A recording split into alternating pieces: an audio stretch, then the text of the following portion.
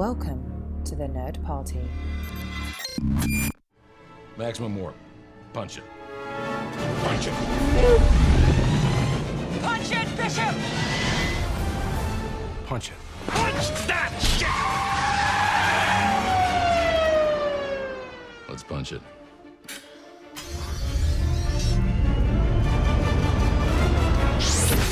Hello, everybody at home, and welcome. This is Punch It, Writing in Star Trek. I am your co-host, Tristan Riddell, and with me, as always, is... Charlene Schmidt. Charlene Schmidt. I'm excited for this episode today because this kind of touches on something that we did a couple of episodes ago, where we were talking about short treks, and we were talking about the latest short treks that were released on CBS All Access. It was the Tribble episode and the Elevator episode. Because I'm completely blanking on the actual titles. Q&A and The Trouble with Edward. You'd think I'd be able to remember Q&A. Three It's so characters. easy, it's hard. It's true. And we had a listener give us a suggestion, and this is really a heck of a suggestion. Like, sometimes we'll get these emailed to us or, like tweeted to us or messaged to us on Facebook or something like that. And we'll put them in the idea bank. We're like, oh, this is good. We'll get to that when we can. Or whenever we're blanking on something, we go back to that bank. But this one was so good. We're just like, you know what? We need to do this ASAP. And before we get into that topic, I want to talk about how you too can reach out to us. You too can contact us and give us an idea to talk about. Give us a topic, or you can tell us how we're doing, whatever you want to do, however you want to contact us. What you need to do is go to the Nerd Party. Just say hi. Say, how do you do? Say, you're doing a great job. Say, here's 5 stars. Here's a sticker. Whatever you want to do. Bake us a pie. Gold star for Tristan and Char. Hey, that rhymes. What you do is you go to thenerdparty.com/contact. From there, you can select Punch It and then fill out the form. It'll send us an email. And if it's a good idea, we'll bank it. If it's a praise, we'll accept it. And one thing you can also do is if you want to praise us and make it legal, you can go to iTunes or wherever you listen to us and give us a review. If you give us a 5-star review, we'll mention you on the show. You can give us any kind of review you want. Yeah, but 5 you can stars be critical. Gets you mentioned on the show. So, Char, you have that tweet loaded. How about you release it? I do. Yeah, let's read it. This comes from Shelf Nerds, which is a great handle, by the way. Well done. It is. And this is the idea. If short treks are used to both experiment with storytelling and weave a connected universe together, then what kinds of short treks would you have wanted to have seen weaving the TNG, DS9, and Voyager era together? Now, this is one of those that we looked at it and we both said, heck yeah, we got to do this while it's white hot in our brains. And sometimes this happens. We'll just take an idea right away. Other times they have to marinate a little bit. This is one that we've got to do right now because short treks are so in the moment right now. We're getting a new one really soon. Yes, that's true. And it's actually going to have a lot of screen time for Anson Mount as Captain Pike. Because he's gotten cameos in the past too. Yes. But this one is like, boom, no. Captain this Pike, is which Pike. This is the Pike short trek, and I'm looking forward to it very much. But I'm also very excited about this topic because this is our wheelhouse, TNG, DS9, and Voyager, in a short trek format. Now, what was the first thing you thought about when you read this topic? Was there anything thematically that came to mind, or just structure-wise, anything at all? Thematically, no. I didn't have an idea pop in my head right away. I was really just like, oh, damn, like I totally wish that happened. Right. But with what we're doing, the main thing that I kind of thought of is like, okay, well, are we doing this in the 90s? Are we doing it when the shows were airing? Or are we doing short treks now that kind of connect the 24th century together? And if that's the case, are we doing it Picard style? Like, are these pseudo Picard short treks that weave the 24th century together, TNG, Deep Space Nine, and Voyager? Or are we going back in time and saying like, hey, like writer's room of the 90s, let's see if we can put something up on the early interwebs or something to the effect of, we have it air on Saturday night, when nobody's watching. I don't know, we release it on video cassette. I don't know, something. Short treks on video cassette would have been amazing. $19.99 for 6 minutes worth of content. Yes, because I have nightmares still about downloading videos. Like, remember the trailers that they would do, the previews for the fall or the next episode? You could download those on the internet in the mid 90s, and it was something like 5 megabytes, but it would take at least an hour on your dial-up modem, and you bet I did that. Oh my gosh, yeah, I remember even talking to my dad because he said he's like, why are you online so much, but you're not actually at the computer? I said, I am downloading every single preview ever done of every episode ever made. Oh my gosh, yeah, why and they can't were you just comprehend so this? tiny, but on our 640 by 480 pixel screens, it was amazing. It's true. It was like 200 pixels wide and like Yes. 12 frames a second, not even 24 frames a second. Yeah, it would look awful today, but back then it was amazing because you were watching video on your computer and you downloaded it from the internet. And then you burnt it onto a CDR and you could only fit like 20 of them at a time. Oh my God, those were the days. They really were. Those were oh my the God. days. Okay. So regardless of that. Okay, yeah, that aside now that we've digressed, my thought is that these were short treks of the 90s. This is the mid-90s. TNG they kind of know. TNG's in its last season. DS9 is airing. Voyager is being planned, and they want to do little stories to cross over and weave together something. That's where my brain went. I think that's the best way to go, is go into the 90s, say like, this is what we're doing. Okay, so you want to do it around that timeline where I do. DS9 is wrapping up. No. TNG is wrapping up. Yeah. Deep Space Nine is going steady, and Voyager is on the horizon. Yeah, so we've got Rick Berman, Brannon Braga, Jerry Taylor, Michael Piller, Ira Stephen Bear. Probably, I think Robert Hewitt Wolf is on there on DS9 right now.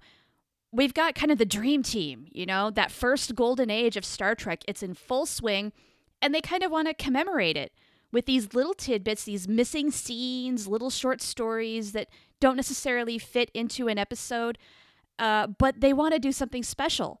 And so they come up with this format way ahead of its time. And the first thing that comes to mind really is just crossover to weave these things together. Oh yeah, they would cross over hard, but at the same time, like these are, even though these are creatives, these are the people who brought us the Star Trek we know and love. Regardless of what you think of them, we all have our opinions on each name that Shar just listed. But that regardless of all the crossovers, they would use this to promote Voyager hard. Oh, heck yeah. But also, I'm thinking the end of TNG.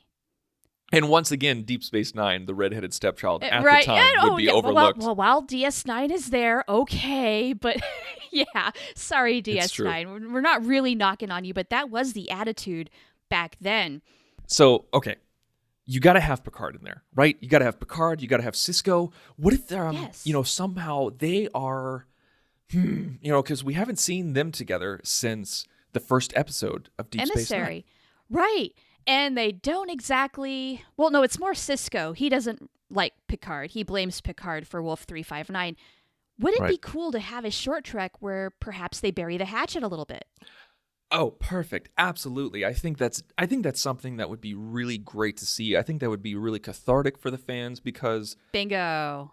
We don't really have many captain to captain crossover. I mean, like we had an entire film on it with Picard and Kirk, and they got together and they had a really unique partnership. But then you have Picard and Cisco, and it ended, really weird because like at the beginning of the episode, it was Cisco angry at Picard, and at the end of the episode, it was Picard talking to Cisco, saying like, "I don't know if I can trust you. Like you said you were going to leave. Why would I put you in lead of an entire station in something so important?" And then it just kind of went off of trust. I think what would be interesting. Oh wait, no, like we're in the 90s, so I'm trying to think. Like if we kind of played with the timeline just a little bit, and it wasn't so if it wasn't so hard nosed on like TNG is ending, what if we did like when First Contact came out? Okay, I think that's fair. Sure. So it's post First Contact. Maybe they are helping deliver the Defiant back to Deep Space Nine. Yeah, I love it. And that way you can get Worf involved. You get Worf involved, like they're towing the Defiant or they're making repairs on the way. And, like the Enterprise E had to be there anyway for whatever reason. And then so we have Worf who kind of, Picard's on Deep Space Nine. Sisko comes in and says like, what'd you do to the ship? What's going on? And Worf introduces Picard to Sisko, and Sisko's like, we've met. Yeah. So the feelings of bitterness still there. They come roaring back. How do we fix this? How do we want to repair this relationship? I think it's a nice bookend because they're just coming off of a Borg adventure. Yes. And Picard confronted a lot of those feelings during First Contact. Yes. He confronted his own anger at the Borg, his own humanity being stripped away. We saw him do that in the episode Family right after Best of Both Worlds. And so we saw him do it again in First Contact after a couple of years went by. And so what if Picard opens, maybe, I feel like Picard would be the first one to kind of offer the olive branch. You think so? Okay. And so what if Picard is the one who says, like, I know we ended up, because Sisko's a captain now, I think, at this time. By First Contact time, yes. Yeah. And so I think they're able to speak captain to captain now. It's no longer captain and commander. So like that formality, that level of formality is kind of gone. So Sisko's not afraid to speak his mind. And Picard knows that Sisko can talk to him candidly because they're the same rank. And what if Picard says, like, listen, of course, not like this, but the essence of this, like, sure. I've been confronting some of my own feelings. I realized that I've had a lot of anger issues and a lot of sensitivity about my time with the Borg. And even though I was stripped of my humanity and I had no control over my actions, I still feel responsible for what happened. And those feelings haunt me to this day. And I know that your wife is a part of that. And or something along those lines. Maybe not that direct. Yes, because Picard's not the type to open up that quickly and that much. I feel like it would be much more of a progression of kind of like breaking open a coconut where, it's going to start off just really hardcore, difficult for a while, and then eventually it's going to crack open.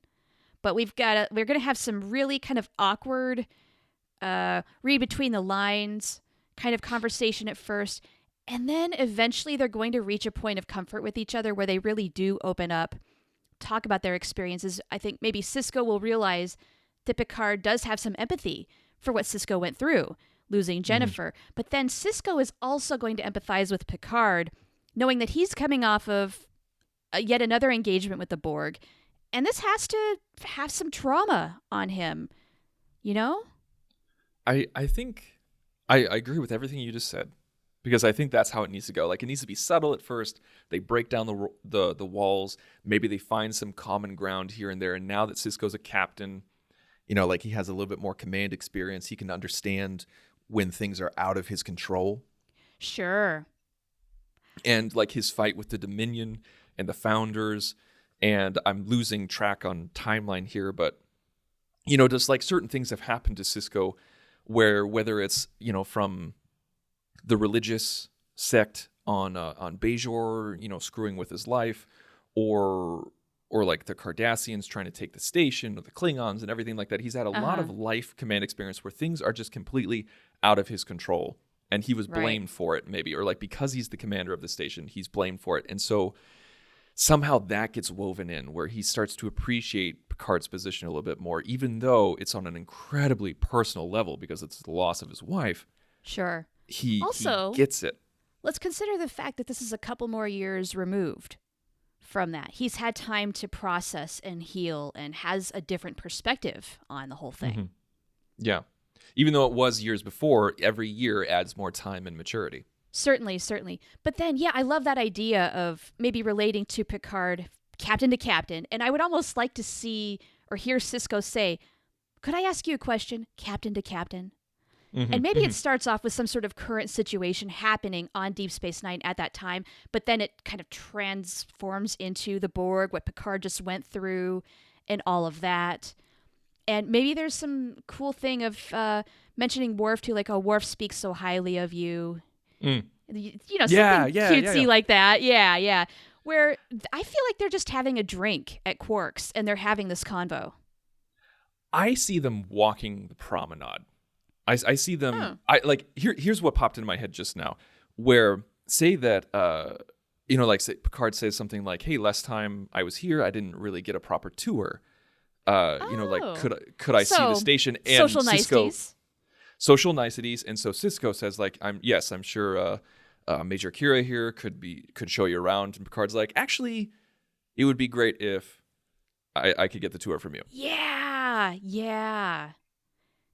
But then we got to get to the heart of why he's requesting Cisco in particular. Yes, and I think you can see that Cisco's annoyed. And as he goes through the tour, he's just very robotic. He's like, this is the promenade. Many species live here. There's the Replimat. Just like super like not interested. Down the hall. Yeah, that kind of thing. And then Picard kind of senses it. He's like, the reason why I requested you is because I wanted to let you know that I have not forgot about our conversation X amount of years ago. And I have been keeping up on your career and your progress here. And I want to say that I can't imagine anybody else being stationed here and doing the job. Like, listen, like I told you I'd be watching you. I told you that I'd be doing X. I'm not sure if you're ready. I'm not sure if I can permit you to do this, but obviously you were ready, and this is proof, like that kind of thing. Cool. And that might be just enough to open Cisco up, leading into, hey, can I ask you a question, captain to captain? And then they're really getting into it. Yeah, cool. I think that'd be the way to go. And then it would be great. It ends where it begins, where they're at the airlock, and instead of an awkward face-to-face encounter, they actually shake hands and leave. Perfect. Done. And also, budget-wise, this would not be bad at all. You could say that maybe they're coming back very late. Everything is kind of closed. So you could have minimal sets, extras, no special effects. You don't need it. You just have the set. It's very minimalistic in a way, almost theatrical. You are so focused on them. And with these two actors, they could pull it off no problem. Oh, that would be... Geez, that would be beautiful with Stewart and Brooks together again. Power. Yeah, that'd be amazing. I think that's pretty good. That's not bad at all. Okay, so that's kind of a nice bridging the gap with TNG and DS9. Now, putting Voyager into the equation, we know that Voyager launched from Deep Space Nine into the Badlands. Yes. I am wondering, though, if you have something for that, let me know. But the first thing that popped in my head, I was like, not to be just because we kind of joked about like, leaving Deep Space Nine in the dust. I kind of am overcompensating. I'm like, let's do another Cisco storyline where I know we probably should diversify, but with Cisco, I was always fascinated at his time at Utopia Planitia and how he was a ship designer. He helped design the Defiant. He helped build her. He was there. He's smart. He knows how to do this. And we know that Voyager was built at Utopia Planitia and launched at Deep Space Nine. So do you suppose Cisco is a real geek for the Intrepid class? He's keeping tabs on it. And oh my God, these new features, the bioneural gel packs, that's an amazing idea.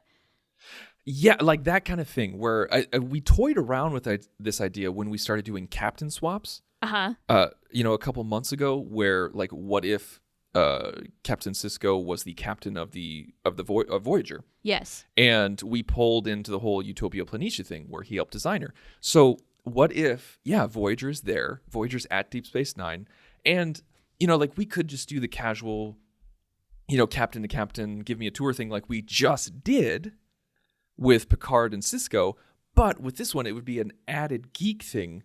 Where he's just like this is a way, think of it from a production standpoint, from a promotional standpoint, this is a way to show off Voyager, all the sets, all the glitz, all the glamour. Oh my God. I freaking love this. My 1994 version Char would be geeking out right along with these guys so hardcore. It would make me giddy. And you're so right. from a production standpoint, you can show off the sets, the features, and we're just, oh, what a pretty ship. Seriously, you'd be like, Yeah. this is our transporter room, this is our med bay, this is engineering, and now this is the bridge. You know, like we get to see every single set. And Cisco's just like, oh, I remember designing this aspect. I remember doing that. Oh, you changed this. She's like, yeah, that I did that on purpose because of X, Y, and Z. I kind of feel like, though, that for a short trek, it might need to be a little condensed into the more unique features of Voyager. So maybe things like, oh, yeah, the nacelles move. Here's the warp core. Like, we're still going to show off sets, but we're going to have to, be a little more focused about it. It can't just be the grand tour. It's got to be story focused. Like maybe Cisco's really eager to see a bioneural gel pack, and okay, here's the circuitry, blah blah blah. And I don't know exactly where we're going with all of that. Like as far as the story structure goes, I think is where I'm having problems. I totally understand that, and I get what you're saying, but from a 1990s perspective of promoting Voyager, you know that there would be zero story, that it would just be this. I think we can do better, Tristan. We have to be better. I know that we can do better, but I'm saying that from a real-world perspective, that is all that it would be. Well, okay. And all right, let's really put this into perspective. If this were just a tour, this would not be a short trek. This would be like the E special, where Kate Mulgrew, a la Captain Janeway, is going to give us the tour of the ship, in which I think she actually did a little bit. Like, she here's very Harry much did. Kim's console, and this is where Chakotay sits. Yeah. Yeah, no, that's absolutely what it would be, just in the form of a short trek. Now, if we wanted to do something different, now before we go into like what kind of story could we tell, one thing that I know that would happen, at least in retrospect, using hindsight, they'd go to the med bay, and he's like, don't you have one of those new EMHs? And she goes, yeah, absolutely, we do. Yes! And he's like, how do you activate it? She says, I'd rather not do it right now. Like. His personality is abrasive. And Cisco says, well, try me. And so, cameo, Robert Picardo. Here's the double-edged sword here. The reason why I said I don't want to activate him right now, because I was trying to avoid any kind of canon issues, because he says I was first activated in the Delta Quadrant. But in the episode Relativity, we see that he is activated while they're still in dry dock of Utopia Planitia. Oh, wait a minute. Yeah. So they screwed with their canon. We'll screw with it too. There you go. That's the general guideline, right? Is if they're going to screw it up, we have the right to do it too. Oh, yeah. Nobody screws with canon more than Star Trek producers. So we're just following their bad example. Exactly. So, okay. So how do we turn this into a story? We don't want anything life-threatening. We don't want anything crazy. Oh, no. No, this is all about celebrating Voyager.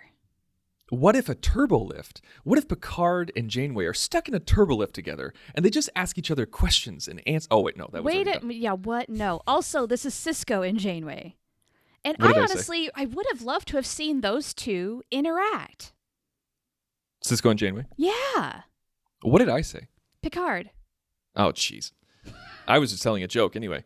But no, Cisco and Janeway, yeah, I wonder how that would go.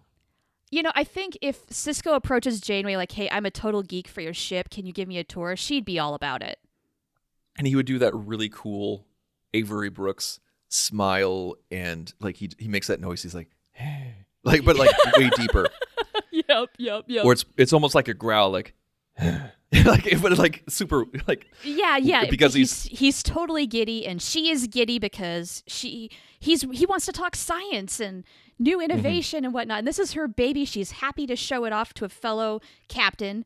And I mean, we could totally get cameos from the quote unquote first officer and chief medical officer and chief engineer. Die. Yeah, who are totally going to die. And so people are like, oh, wow, this is weird. Okay, like these guys are kind of bland. Yeah. I like that as a little bit of foreshadowing. Mm-hmm. Yeah. Ooh, should we talk a little bit about personnel? Like, did, say, Janeway want to have somebody from Deep Space Nine on her crew? And Cisco begged her to not poach from his staff.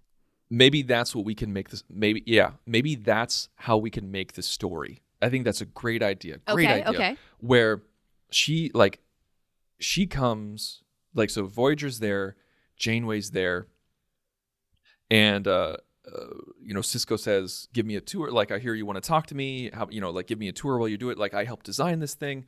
And so maybe she brings him on under false pretenses, saying like, "Oh, I heard you helped design Voyager. Would you like to see her?" And then that's when she says, "You know what? We're kind of sans as science officer right now. Like, Jadzia Dax has a really great record." I kind of want to do a slightly different approach. Can I pitch something? Go for it. So they're doing the tour of the ship and whatnot. I think it's Cisco who brings up the whole idea. And I love, it's got to be Jadzia as the science officer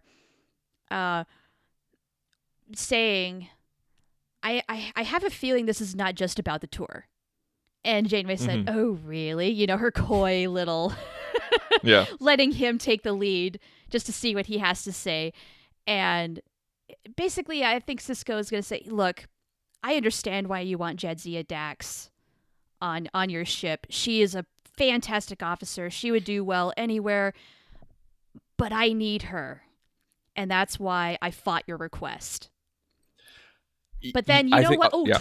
Twist. What if it had been Jadzia who had inquired to Captain Janeway about possibly serving on that ship, but then retracted? She took herself out of the hat. How about this? Because I like what you said about, Cisco being the one calling Janeway out. I really like that idea. Okay, I think that's good. I don't think people would really dig on the idea of Jadzia wanting to leave Deep Space Nine. You're right. Yes. So I think what we could do is say, like Cisco's like, Jadzia is a really great just like you said, Jadzia is a really great officer, but I need her. And Jane was like, "So that's why you rejected my request 3 times." And he's like, "Yes." He's like, "But," he's like, "you have yet to bring it to Jadzia's attention."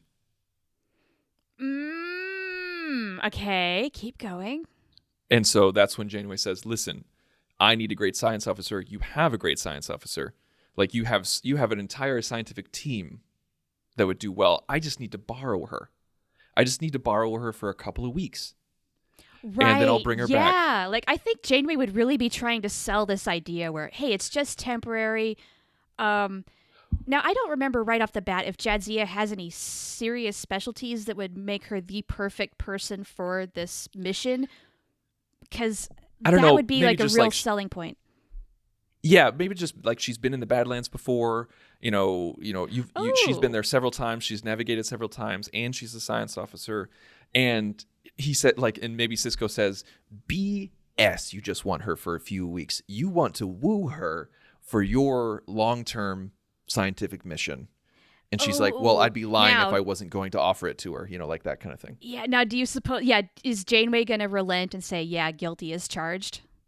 In a way, she would say, "Yeah, it's the first mission's just for a couple of weeks, but hey, if she wants to stay on full time, that's her business." Yeah, I like the idea that Jadzia maybe has been around in the Badlands and she wants kind of an expert to help navigate them. And since she's so close on Deep Space Nine and we're already here, can I borrow her, please? And I think... What if when Voyager is reported missing, doesn't come back, does Cisco kind of feel some guilt about that? Like, oh gosh, maybe I should have sent Jadzia because something went wrong and maybe she could have helped them. I think that's a good ending note where we have the short trek and then it's 3 weeks later or something like that. And we see Cisco getting the news about Voyager being lost, and he feels regret, and he talks with Jadzia, and Jadzia's like, "Well, we have no idea if me being there would have made any difference. The only thing that we do know is that I would have been lost with them." Right. It's good to acknowledge that because we had to go there. I think before we have that conversation, it would be fun if Janeway and Cisco and Jadzia were in a room where Janeway and Cisco are in his ready room. It's his home turf. Yeah. And they call in Jadzia, and Like Judzi is like, what's this all about? What's going on? And then Cisco explains it, being really kind of gruff, saying like, yeah, like it's not that great, whatever. And Jane was like, no, it's going to be awesome. And Judzi is like, this is a lot to think about. Like, we kind of teeter on a little bit where we show that Judzi is seriously thinking about it. I have an idea. What if we start out this short trek where Jadzia and Ben are in his office just chatting, a little, whatever conversation, blah, blah, blah. Janeway reports into Cisco's office, like, hey, I'm here, blah, blah, blah, blah.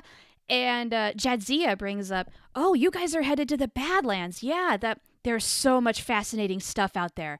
Maybe leading into that whole idea for the conversation later, like maybe Jadzia really is a little bit interested, but Cisco is protecting his interests at hand, creating a little more of a dynamic perhaps, and a little bit of foreshadowing. Can I take what you said and maybe tweak it just a little bit? Please. So building off of what we talked about earlier, where where Janeway said that Cisco denied his request 3 times and didn't even bring it to Jadzia, what if that 3rd time she actually sent the message directly to Jadzia?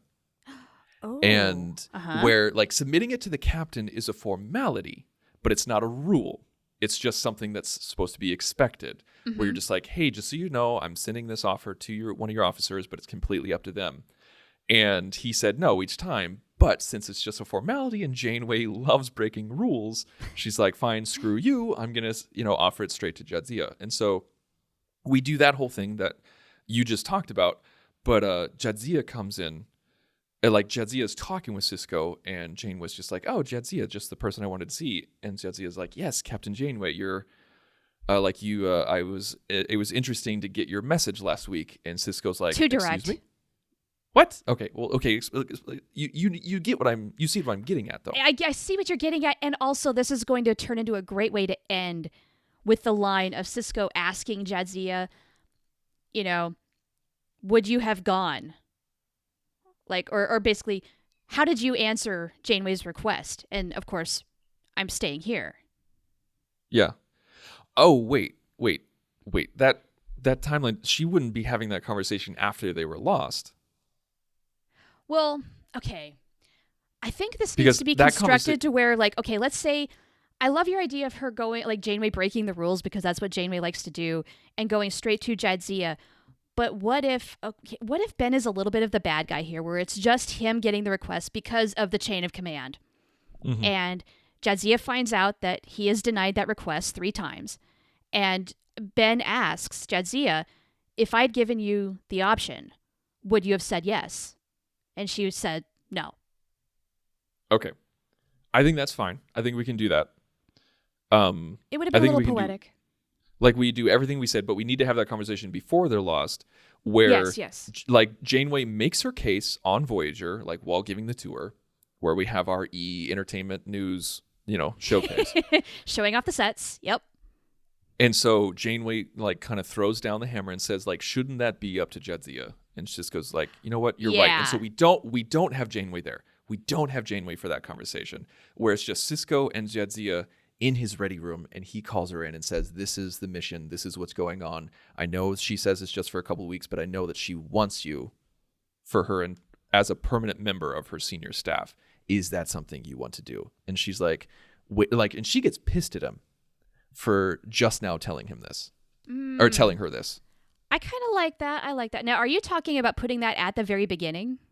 No, at the end. At the end. I feel like we've got 2 different ideas going on, but with a lot of the same information.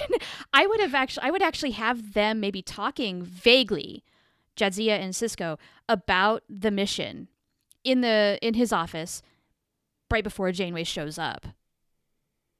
Like, we don't entirely know what they're even talking about. Okay. Does that make any sense? Let me throw it down, because I think I get what you're saying now, and I think I can concede to that kind of structure. So let's see here. Okay, so it opens up on Deep Space Nine. We're inside Cisco's office, and Jadzia comes into Cisco's office and says, or like we're outside, and Voyager just docks. It shows up and just docks. Sure. Jadzia walks into Sisko's office and says, Voyager's here. Captain Janeway would like to meet you and is offering you a personal tour, knowing that you helped design Voyager. Or like actually, or even saying like offering you a personal tour. And Jadzia and Sisko's like, yes, I've been waiting for this.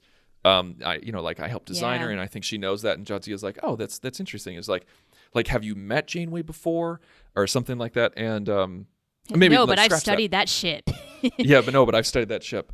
And he's like, this kind of reminds me of our previous conversation. And she's like, yes. And he goes, so have you decided? And she goes, no, because I wanted to meet the captain first. He's like, okay. He's like, well, you know how I feel about it. She's like, well, you know how I feel about it. He's like, well, let me know how it goes. And she's like, you do the same. And then Sisko does the whole thing. Right. Then we do the tour and blah, blah, blah. We do the tour and it's that conversation. Sisko says, and like Janeway says, you denied my request 3 times. And he's like, yes. And one of those times you went behind my back. And she's like, yes, I have to admit, I'm sorry. I broke protocol, but not a rule. She's like, he goes, yes, I can respect that. And and Janeway says, like, I just felt like it was only right to let Jadzia make the decision, not have somebody else make it for her. Yeah. And also, should we acknowledge that Sisko has a little bit of a bias? I mean, he's also got ties to Curzon as well as Jadzia. Oh, and yeah. This is a completely selfish decision on his part. Yes, absolutely. And I think that would be news to Janeway. Like, she didn't know that, and she was just like, "Oh, yeah, no." She's like, "I understand that. Then, like, I have my own connections. I mean, I have Tuvok, and that's why he's here, and so and that's why I need to go find him. You know, and so that ties into the mission, and so we can talk about the mission on the show. Good parallels there. And then it ends, like Janeway, like Sisko and Janeway are talking about it, and Janeway says, like, I'm meeting with Jadzia. Like if she says yes, we'll need to leave right away. And he goes, okay. And then we see Voyager leave, and then it cuts to a shot of Sisko standing right next to Jadzia watching Voyager from the promenade shooting away. And so we know that Jadzia did not leave on Voyager. Yeah. Now, do they need to talk about that at all? Like, why did you decide not to go?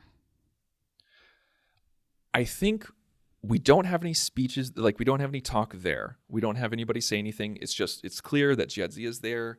She decided not to go. They're watching from the window.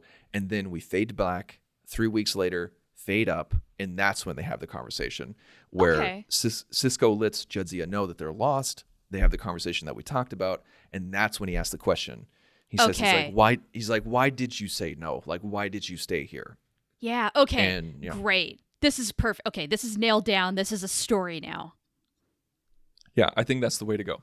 Cool. I love it. Totally digging on that. I really wish it would have happened. I know. This would have been interesting. It's so funny because we joked about not including Deep Space Nine, and both episodes took place on Deep Space Nine. Yeah, and I feel like there's even more we could do with this. So maybe we reprise this topic at some point. Oh, I would love to do this next week. I don't even need to Okay, well, maybe that's what we do. How about that? But for today, we need to wrap up. We do need to wrap up. We're running out of time, and we thank you guys so much for listening. And please keep the ideas coming, keep the topics coming, and let us know what you thought of this particular episode. What did you think about our 2 90 short treks? How would you do it? How would you guys do it? What kind of stories would you love to see? And also, I kind of want to know, how would you release them? Because this is an interesting, fun, nostalgic thing. How would you release them? And so please let us know by going to thenerdparty.com/contact, by emailing us, and you can also find us all over social media. We're on Instagram, Twitter, Facebook. All you got to do is type in the Nerd Party and you will find us. So I cannot wait to see what we come up with next week. But until then, we're going to punch it.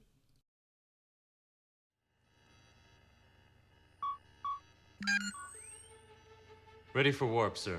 Let's punch it.